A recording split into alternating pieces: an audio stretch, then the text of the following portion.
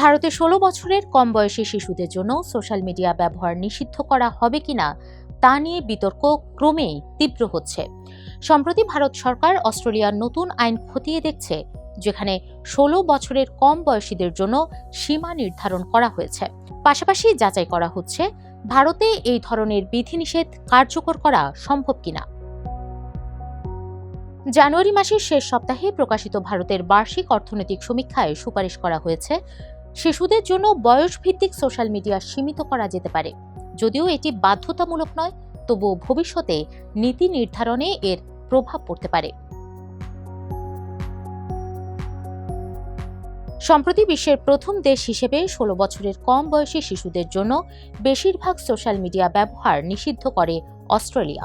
এই আইনের আওতায় প্ল্যাটফর্মগুলোকে বাধ্য করা হয়েছে ব্যবহারকারীর বয়স যাচাই করতে এবং অপ্রাপ্ত বয়স্কদের অ্যাকাউন্ট বন্ধ করতে।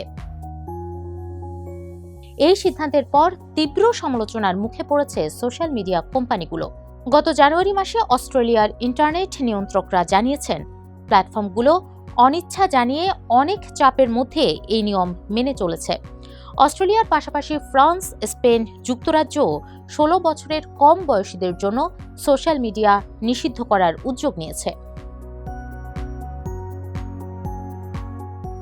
ভারতে অন্ধ্রপ্রদেশের শাসক দল তেলুগু দেশম পার্টির আইন প্রণেতা এলএসকে দেবরালু গত সপ্তাহে সংসদে একটি বিল প্রস্তাব করেন, যেখানে ১৬ বছরের কম বয়সীদের সোশ্যাল মিডিয়া ব্যবহার নিষিদ্ধ করার কথা বলা হয়েছে। যেহেতু এটি একটি বেসরকারি বিল, সেহেতু সরকার এটি মানতে বাধ্য নয় এবং আইনে পরিণত হওয়ার সম্ভাবনাও কম। তবে সংসদে এই বিল আনার ফলে বিষয়টি এখন আলোচনার মধ্যে আসবে। পাশাপাশি অন্ধ্রপ্রদেশ সরকার বিশ্বজুড়ে বিদ্যমান সোশ্যাল মিডিয়া নিয়ন্ত্রণের নিয়ম পর্যালোচনার জন্য একটি মন্ত্রিসভা দল গঠন করেছে। দলটি মেটা, এক্স, গুগল ও শেয়ার চ্যাটের মতো বড় প্ল্যাটফর্মকেও পরামর্শের জন্য আমন্ত্রণ জানিয়েছে, যদিও কোম্পানিগুলো এখনও এই বিষয়ে আনুষ্ঠানিকভাবে কোনো মন্তব্য করেননি। অন্ধ্রপ্রদেশের তথ্য প্রযুক্তি মন্ত্রী নারা লোকেশ বলেন, শিশুরা সোশ্যাল মিডিয়ায় আসক্ত হয়ে পড়ছে, যা তাদের মনোযোগ ও পড়াশোনার উপর নেতিবাচক প্রভাব ফেলছে। সরকার চায় সোশ্যাল মিডিয়া নারী ও শিশুদের জন্য নিরাপদ হোক। অন্যান্য রাজ্যও শিশুদের সোশ্যাল মিডিয়া ব্যবহারের বিষয়ে আগ্রহ দেখাচ্ছে। কিছু রাজ্য যাচাই করছে শিশুদের জন্য নিষেধাজ্ঞা কার্যকর করা সম্ভব কিনা।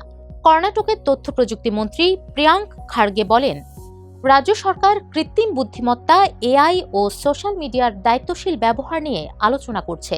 আমরা মেটার সঙ্গে যৌথভাবে চালু করা ডিজিটাল ডিটক্স কর্মসূচি চালাচ্ছি, যেখানে প্রায় ৩ লাখ শিক্ষার্থী ও ১ লাখ শিক্ষক যুক্ত রয়েছেন।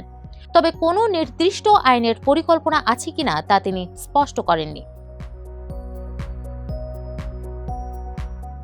বিশেষজ্ঞদের মতে, রাজ্যভিত্তিক নিষেধাজ্ঞা কার্যকর করা খুব কঠিন।